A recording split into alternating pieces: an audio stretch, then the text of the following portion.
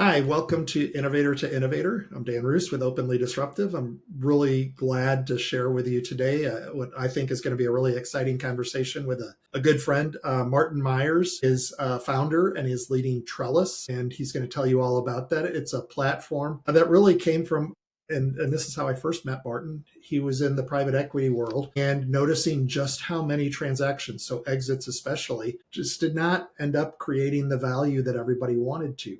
And he dove in, created a high touch human experience that gradually turned into a SaaS platform for helping people get better exits. And when he and I caught up, he shared that that's extended now to, in the age of AI, how do you help people have a much deeper level conversation to solve all kinds of problems, not just their exit problems. But really, you understand the operators. And what I valued, and when we had our little prep conversation, is you talked about the factors of you're clearly building a platform that you want to have this grow and have impact with a lot of people. But you talked about the two factors of trust and taste, and how those play in growing a platform. That those are metrics that matter in this kind of economy, especially as we move to having all of our chat bots and our agents all talking to each other. So, Martin, here's your first chance. You can rebut anything I've said, or you can build on that. But tell us a little bit about the journey, how you got here, and what the last year or two especially has been for Trellis as you've been building in this AI age. Yeah, well, thank you, Dan. It's always a pleasure to talk and appreciate this opportunity to exchange ideas. And it's exactly like you said, right? I came from this world being around private equity, not deeply into it, but adjacent to it, advising large private equity firms. I'd also been with a startup, was fortunate to be with a startup that was started by three people I knew at a prior company, and it grew really fast, 500 employees in 5 years, and sold to another company. So I'd kind of seen what it was like on both sides of the table. And what I realized with a lot of business owners just didn't have the resources and the expertise that they needed to navigate that journey well. And so we started out as a service business to give them a safer, trusted way to do that. And then over time, what we realized is we could help more business owners if we could use technology, right? Mediate this with software. So it really became a market network. So there's a social component, marketplace, really for advisors to connect with business owners that might need help in certain subject matter experts. But it was really about workflow for the business owner, making it easier for them to learn what are the things they need to do, what are the actions that they need to take to make their business more valuable and prepare for sale. All right, because I forgot about that aspect, because you were noticing that this is not about, everybody's sitting at the table and how do we get the most out of this transaction in the 11th hour. This was about how do you lay the groundwork so that you're in a position to know what you want. Because if I'm correct, you figured out that people didn't really know how to actually understand what they wanted out of an exit, so they weren't able to negotiate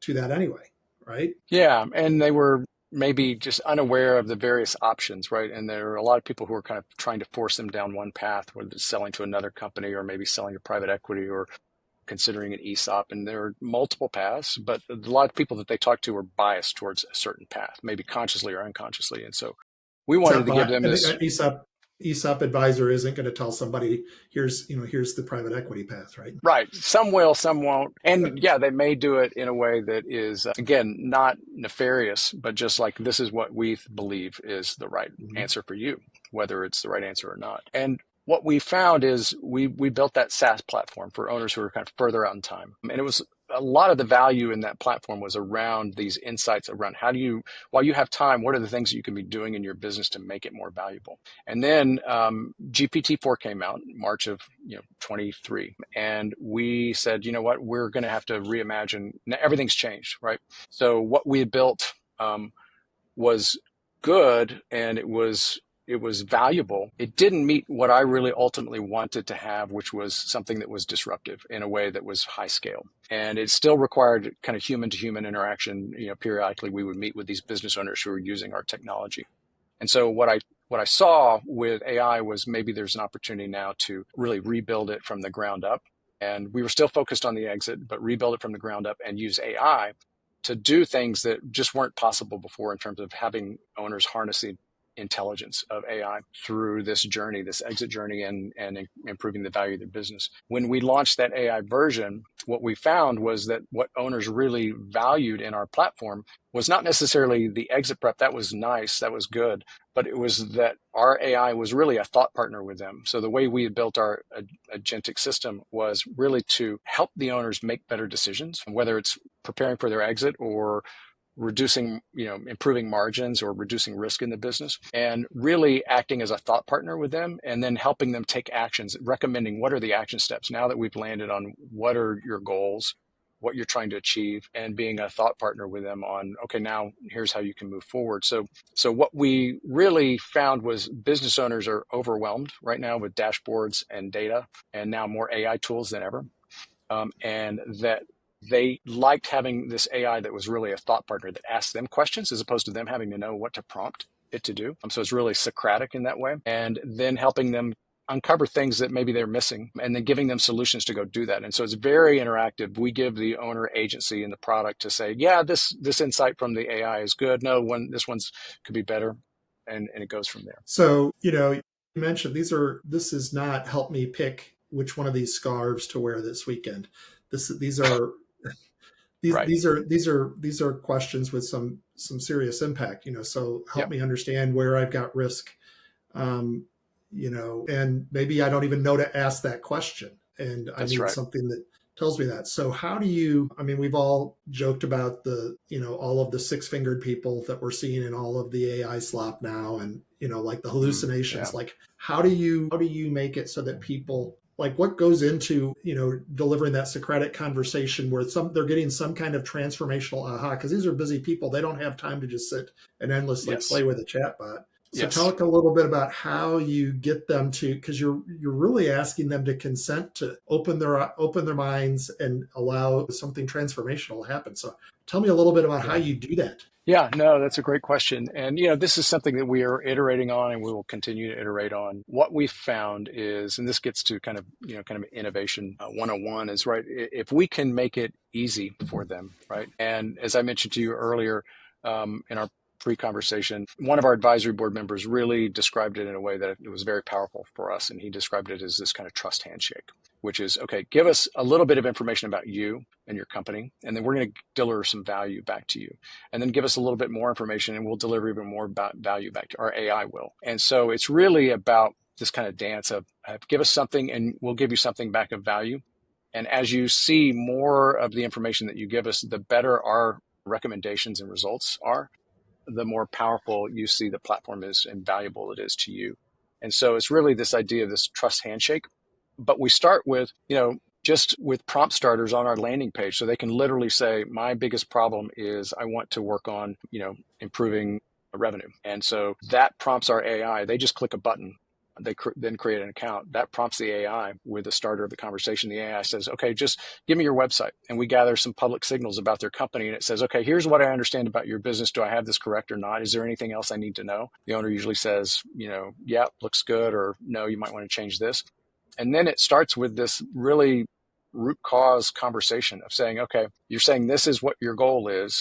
Tell me a little bit more.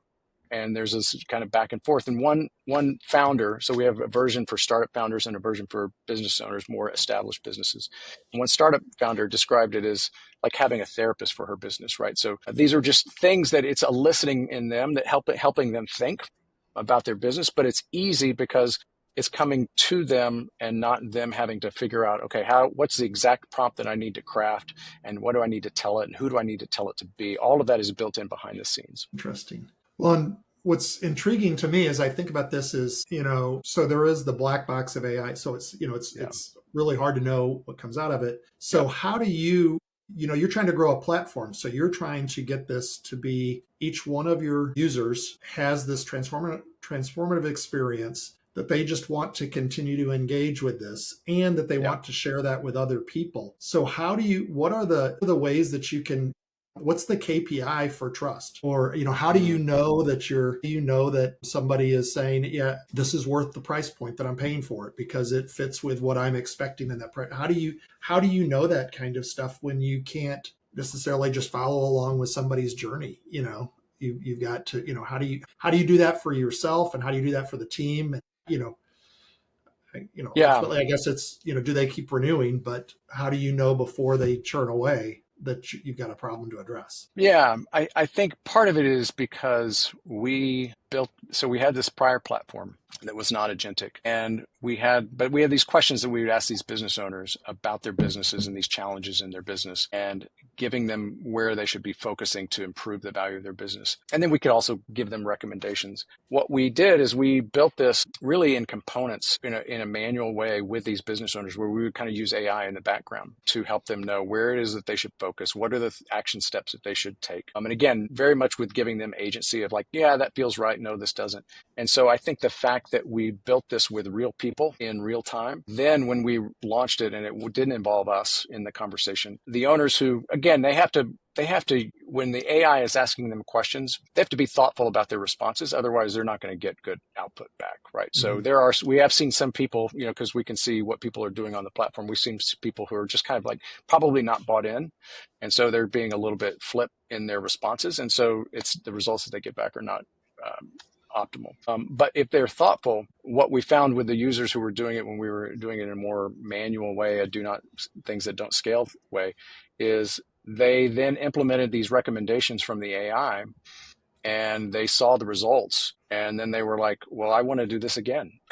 Right. It worked. It's like, this is helping us focus. This is helping us clarify. Like, so we have this, kind of slogan that clarity compounds. And I think what we're seeing a lot in the AI literature right now is that a lot of people are unfortunately outsourcing their thinking to AI, and just trying to go faster, and just using AI to just go as fast as they can. Yeah, give me Really, 500 words. right. And AI really works better when it is a thought partner, when you collaborate, when you do the thinking first and then you use AI, right? And so ours is kind of doing it at the same time. It's like allowing you to you're doing the thinking with the AI, and then you're getting results that you wouldn't get from ChatGPT. I was thinking as you were talking about this, that you have a challenge also, that when you first got started, you saw that you wanted to be disruptive because you wanted to create a platform because there was this known problem that there were all of these operators, business owners, that were going to exit at some point. Some people have called this the silver tsunami. And so that you wanted to have something in place to be able to help that. Like, if people, I remember you saying back in the day, makes it sound like we're old, but I remember you We are. saying, I'm old. I remember you saying like that if the vast majority of people are unhappy with their exits now, just imagine what happens when there's a fire hose of exits, of everybody going on. But now you're not talking about that thing. So, but you still want to have a platform, and you still want to have these platform effects. So what's the new, how do you think about your market differently? Than it's not just about exits. It's, how has that changed about the value you're creating? Because you have to evangelize this, right? How do you tell Yeah. that story? Yeah. I think that's a great question. And it's also still something that we're working on. And when the challenge around the exit per se is it is a very confidential and personal journey. So I think when you remove the personal person to person aspect of it, I think that became a challenge, a barrier that we had by focusing strictly on the exit itself. I think now we really see our users in two camps. We have startup founders. So we found out we didn't even have startup founders on our roadmap from a target customer, but we Right. found our AI worked really well with these startup founders. So we built a landing page that was very specific to startup founders. So the prompt starters are, how do I get to product market fit, right? How do I be more capital efficient? I need help with my next fundraising, as opposed to the business owner prompt starters are, how do I increase my revenue? How do I improve my margins, right? So it's just different prompt starters, but the AI underneath is and what we've engineered underneath is very much the same. So for startup founders, what I've seen is they're just things with AI are moving so fast. And again, I think a lot of times there's this temptation to outsource your thinking to AI instead of sort of slowing down a little bit and really engaging with AI in a more thoughtful way before you then go faster. And so for them, the value proposition is, hey, we can help you go faster, but we can help you go faster first by thinking through some of these problems, because you're always going to be hitting these bottlenecks and these challenges that are not new. They're just new to you, right? And we've given you an easier way to overcome these bottlenecks using AI. For the more mature business owner, many of them that we've seen are just struggling. They feel like they either tried AI early on and it wasn't very good, and so they kind of gave up, or they have waited and they feel like they kind of missed the boat. Now there's all these options and tools and resources, and they just don't even know where to start. Ours, again, making it simple to get started and to not even know how to prompt or have to think about how to prompt is key to that audience. But in terms of the value proposition, it gets back to again, I'm a big, like you, I'm a big student of disruptive innovation, right? And it's like, what's the job to be done, and can this job be done easier some other way, right? And so that's really how do you elicit this intelligence to make these big decisions and then take action based on those decisions? And you can do that, but to really do it well in a tool like Gemini or ChatGPT, you have to build some pretty elaborate assistants and prompts, for the general audience, right? Somebody who knows AI could do exactly what we're doing, or could probably get to a similar place to what we're doing, absent the user experience that we built around the chat, right? So we're much more than just a chat interface. But for a lot of users, they just don't have time, to your point, right? They don't have time to go and figure out how to build these assistants or these prompts that are going to be Socratic versus psychophantic for them and for their goals, right? And so we've removed that barrier. So we're competing against non-consumption, as Clayton Christensen would say. And it's just now our challenge is to help them understand that, because their framing is, okay, well, could be just another ChatGPT. I already have ChatGPT, right? I already use, I had one founder say, I use Grok, right? I'm using that pretty well. Once they get into the product, they see how different it is than Grok or ChatGPT. And ours is agentic, so it's also it calls proprietary tools that we built behind the scenes that you wouldn't be able to find anywhere else. But somebody has to get into the product to see that. That's really interesting, the agentic aspect of it, and to have a portfolio of proprietary agent tools that you can draw on, it's because there's not a job to be done. Everybody has hundreds of jobs to be done. So Yes. Martin doesn't just have even when somebody was, doing an exit, it's like, well, I want to do an exit, but I want to take care of my family, but I want to make sure my employees are taken care of, but I want to make sure that I don't want to incur a bunch of fees. Like all of those kinds of things. You're optimizing a bunch of things. There's not a single job to be done, not a single unifying one. Yeah. Tell me a little bit about how do you grow this? So this is now you're being disruptive in the fact that you're saying, actually, we can help you have more deeply considered conversations faster, is essentially what you're saying. Yeah. Yeah. Than you can have with an advisor. So almost like the silver tsunami is like, there's also a shortage of quality advisors, and tell me a little bit about how do you message that? How do you build that platform, and how do you know that you're succeeding with that? Because that can't, that's not an SEO campaign. No, it's a challenge. But they're playbooks, right? So what I've learned, a lot of the mental models that I have around disruptive innovation have come from Clayton Christensen, and of course, and Mike Maples Jr., who's a very well-known VC. Mike Maples in Silicon Valley, and he's got some of the best mental models around disruptive innovation. And also he has attached his ideas around disruptive innovation as it relates to startups, right? Not necessarily in larger organizations. And one of the things that he introduced me to through his thought leadership was category creation and the playbook around how do you go and essentially, when you're creating a new category, there's a challenge of the world is anchored around the way the world exists today. You're trying to take something that really is more future oriented and help people understand that and convert them to be passionate about what you're doing. And so we have people who are using our platform who are that way, right? They're using the platform. They're drinking the Kool-Aid. They're like, this is really valuable. They're introducing us to other people to come into the platform. But the people who don't, we really need to start with early adopters, and it's really educating them on our point of view.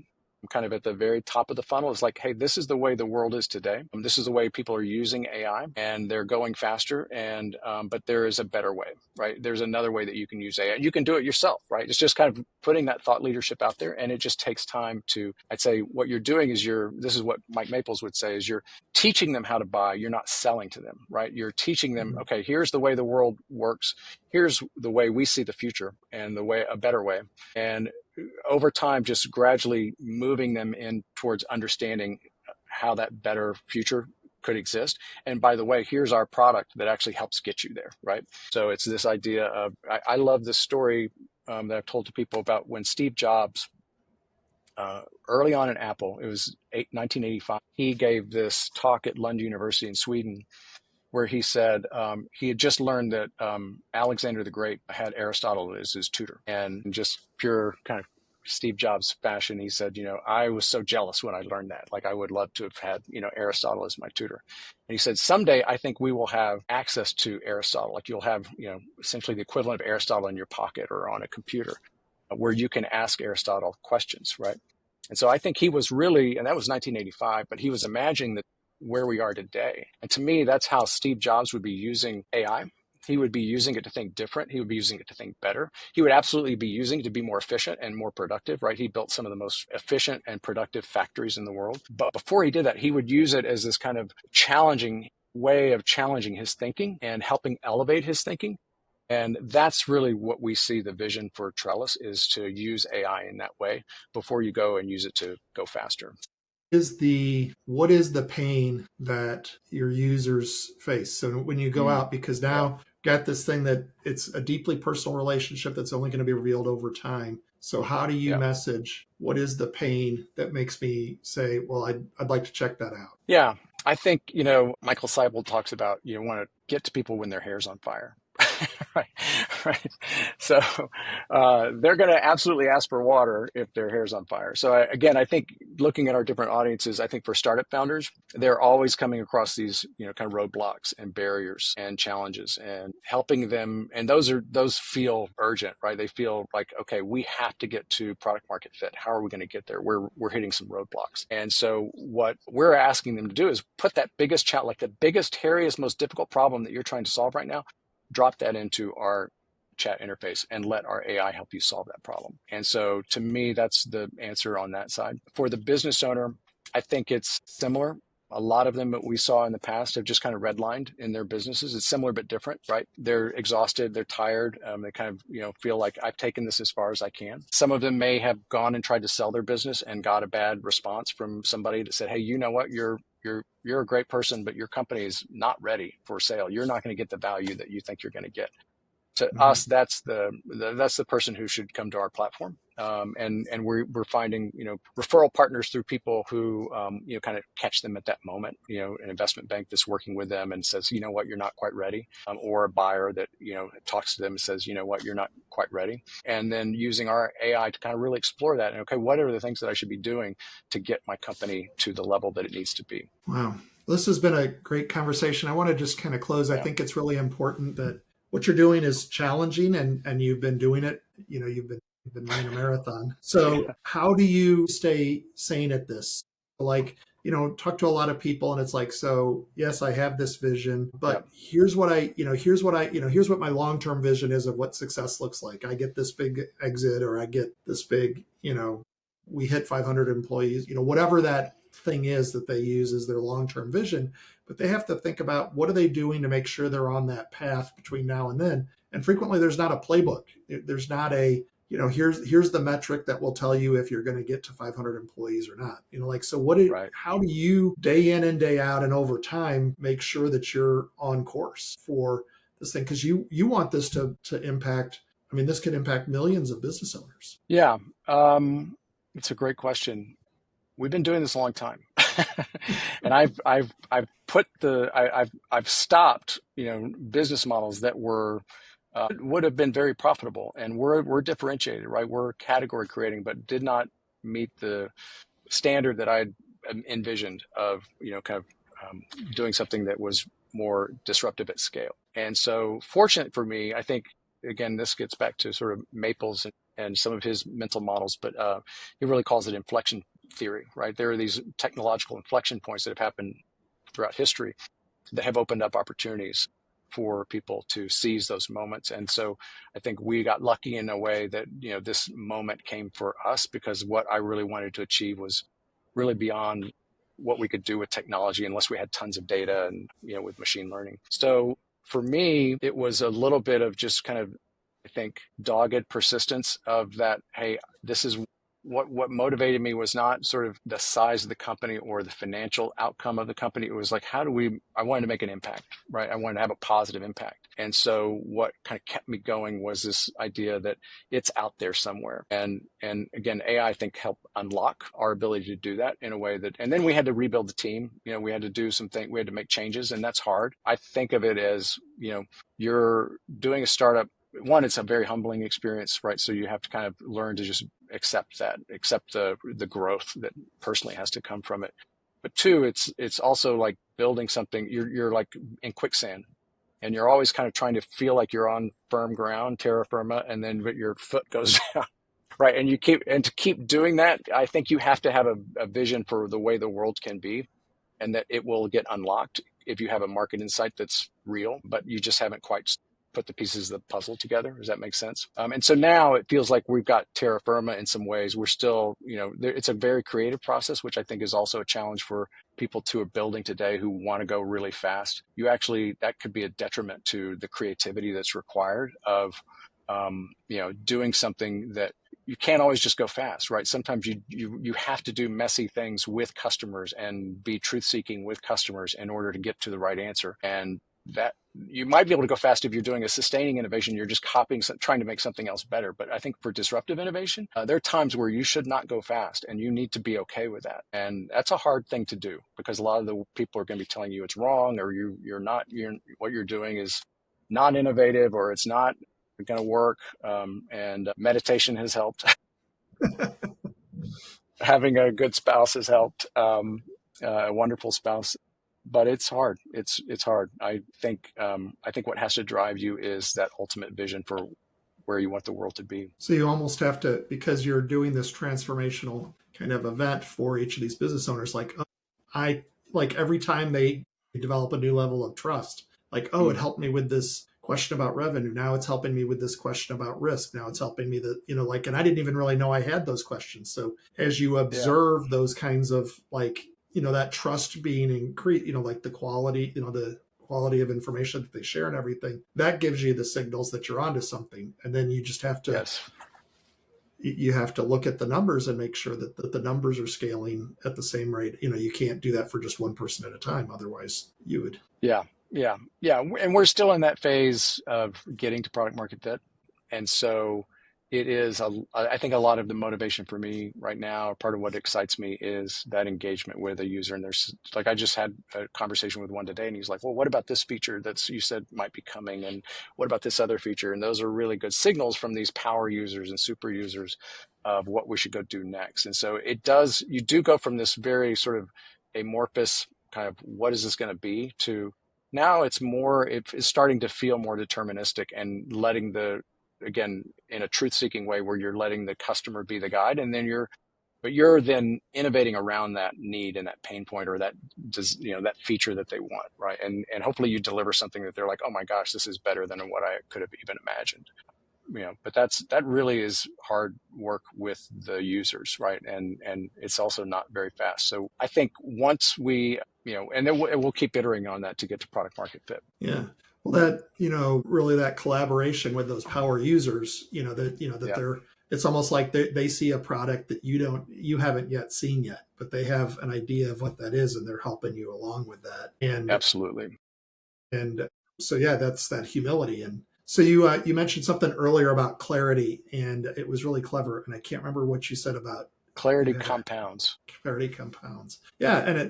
So along the way, if you're not getting that sense of like, yes, we're getting closer to really scratching the real underlying itch, which isn't an exit, was just one of the examples of where that itch was. Now you're Yeah. getting to what are the real issues for that. And you can ask yourself, I'm sure you're starting to ask yourself, are we getting to that real fundamental problem that we now know that the operator, an established company or of a startup, is really facing? Yeah. Yeah. The users that are using the platform are giving us those signals, but it's not clear to the people who aren't using it, right? Right. Right. So we have to get more people into the experience in a way that we can, again, get them to that magic moment faster, right? And Mhm. that just requires, iteration, and removing friction, right? You're constantly looking at where is there a friction in our process or in, our Mhm. description of what we do that's not clear. And that takes time as well. But now again, with AI, you can move so much faster with the tools that are out there. So it is, I think this is actually the most exciting time in our generation to be doing innovation and to be building companies. It's remarkable what's happening, and it changes daily almost, if not weekly. Wonderful. Well, I want to wrap up. I know you're busy. You've given us a bunch of your time. And this, we'll put a summary of this in the newsletter that goes out, but this will be out on YouTube for people to see. How do people get a hold of you? If people Yeah. say, how do I check out this Trellis thing? We can put that in the show notes, but why don't you go ahead and give a shout to like how, what's your ask? What would you ask people that are watching to do? Yeah, they're welcome to go to trellis.io, is our website, and they'll see they can start literally from the landing page. The one that's for startup founders is trellis.io/founders with an S. Again, just same underlying model and user experience, just tailored for startup founders as opposed to more established companies. And if anybody wants to, I'd love talking to people about what they're working on and innovation. I'm doing a lot of writing around AI and this idea of AI as a thought partner and then going faster. And so I'm really looking to engage with people who are thinking about those same things, trying to solve those same problems. And they can email me at mmyers, it's MYERS at trellis.io. Nice. Well, one of the other videos on our YouTube channel is with Greg Lemon from Eureka Ranch, and he's done some very similar Socratic kind of things, but it's for people that develop consumer products and helping them be better product managers and product developers. But it's not about brainstorming for them; it's about helping them, consider the right things to have the product have more impact. So it's a similar kind of Yes. approach, and I'm starting to see Yes. some more of that. So that's another one to check out. But Yeah. Martin, this Yeah. Absolutely. has been fantastic. Really excited that you were able to spend some time with me, and really happy to hear about your continued success. So it's wonderful stuff. Well, thanks, Dan. I love what you do, and I appreciate you getting more of these ideas out in the world so that innovators can learn from each other. So that's Yeah. great. All right. Take care, everybody.